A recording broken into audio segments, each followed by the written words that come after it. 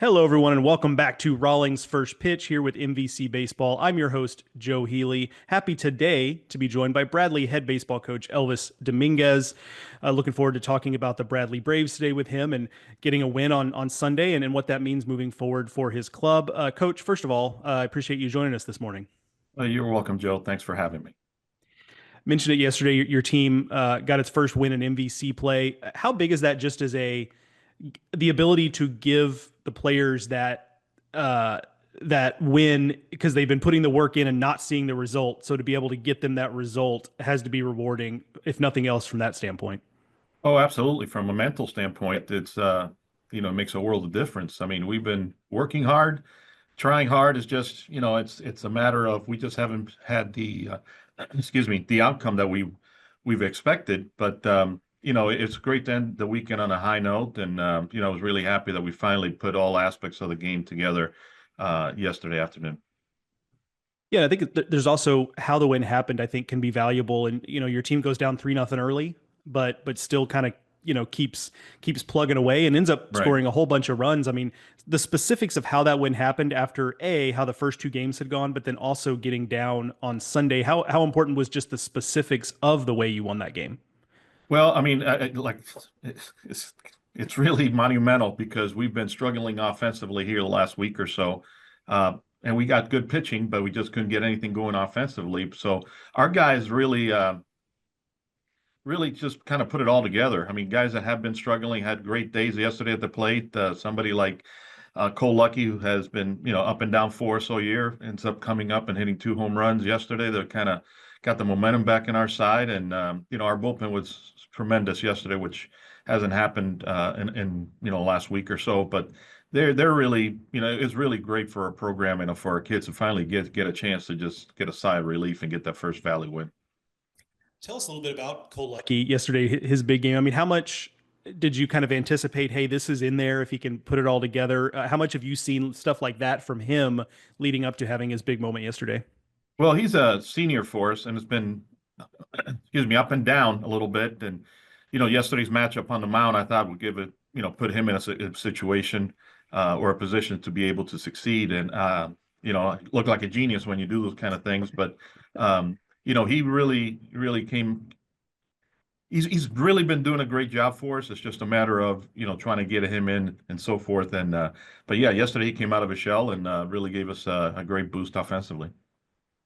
In the middle of the lineup, how much of a catalyst has Mason been this season? You mentioned the struggles offensively, but he's someone who feels like he's been consistent from start to Correct. finish so far this season. Well, I mean, he's a kid that's been hurt for us his freshman year and last year, sophomore year, and never got a chance to have, you know, number of at bats just because of the injuries. For the first time in his career, he's actually healthy, and we're seeing the what we expected from him all throughout his career. But having him in the lineup gives us a presence, and he's a tremendous athlete, great hitter, obviously. But just to see him, finally be healthy and be on the field on a regular basis, is it's great for him. It's great for him because as an athlete, you just never know, and he's just been battling injuries the last couple of years, and to finally be, healthy and be able to put it all together, it's really great. You look at Cole Smith's numbers, and I think overall he's hitting something like 225. But then you flip over, you look at the conference, and he's about a 300 hitter in the league. What's been behind him being a little more consistent as time has gone on, and in the Valley game specifically? Well, he's a kid he's a throwback baseball player. He just plays the game right, plays it hard all the time. And actually, he's starting to see a lot of his hard work starting to pay off for him. And Joe, at this level, scouting reports get out. All of a sudden, kid that's the first year in the league, because he's a junior college transfer, you have to make those kind of adjustments. And I think this is something for him. This is a new found territory, but he's actually starting to understand what they're trying to do to him, from a pitching side. But yeah, consistency is something that we're asking a lot of our guys to actually have. Flipping to the mound now, how important is it to have a guy like Travis Lutz, a guy that you and I have talked about before? Just I Right. know his numbers probably aren't necessarily what he would want them to be, but just having a guy who's A, been there and done that, but then B, I mean, he's giving you some length in his starts to give you a chance on the weekends. Yeah, he's definitely I mean, he's been with us for 3 years now, and it's really he's been a mainstay of our rotation. Was originally our Sunday guy. Then we moved him into Saturday. Now he's a Friday night guy. He's been our most consistent arm coming out of in our rotation and in our pitching staff. It's just been a matter of, and you're right, his numbers don't pile up, but it's been where he's been asked. I probably have lengthened him a lot more than I probably should have. But to have him, give us the outing that he did the other night, at least give us an opportunity to go there. But he's a tremendous athlete, probably has a bright future in pro ball. I mean, his stuff is really, really electric. It's just a matter of being consistent with it in the strike zone. On the mound generally, what have you liked so far from what you've seen from your team, and what do you feel like you'd like to see more of as time goes on? Well, Joe, we've been really hurt on our pitching side all year, especially early on. We have 6 guys that are out for the year, so it really kind of taxed my bullpen early. Probably started, lengthening them where they shouldn't have been. So I think our guys are really just battling through that. It's guys that are in a position that we're having to throw, multiple innings on multiple days, but it's not their fault. I mean, we just are shorthanded on the mound, but they compete. That's all I can ask of them, and they've whenever they're put in there, they really battle. So I've been really really happy with them. And again, it's the circumstances that the hands were dealt, but that's baseball. And you're right, there is no farm club that you can just call somebody up. It is what it is. Yeah. I want to ask you a big picture question.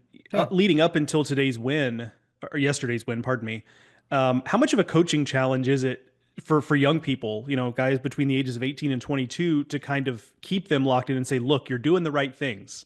I appreciate that. You're doing all the right stuff. The wins are going to come. You just have to keep grinding. How difficult a coaching challenge is that when the results necessarily weren't there?